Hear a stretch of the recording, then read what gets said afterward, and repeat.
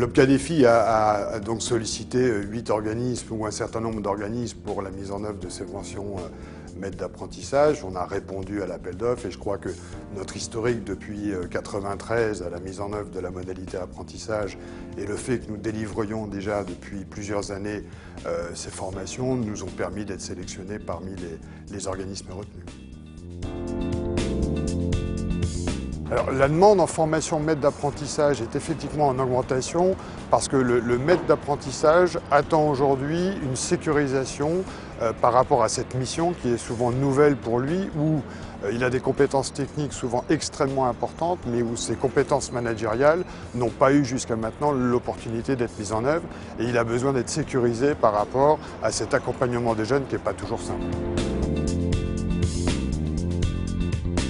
Oui, en fait, ça fait 14 ans que je suis formatrice et donc j'ai démarré en animant des formations sur le tutorat.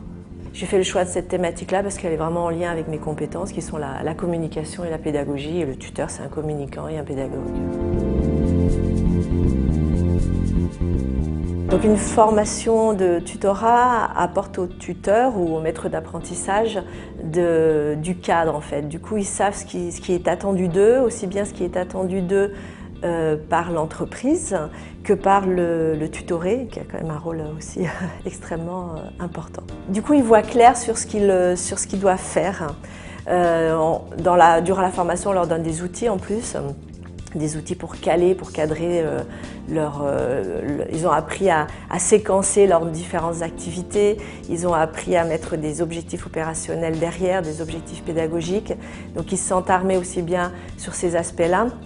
Ils se sentent armés aussi sur des outils de communication, des outils d'accompagnement et ils voient comment ils vont pouvoir évaluer l'apprentissage de leur tutoré.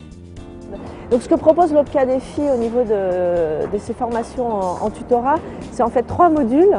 Le premier module qui est plus généraliste, qui permet donc de vraiment toucher à peu près toutes les sphères de ce qui est attendu d'un maître d'apprentissage.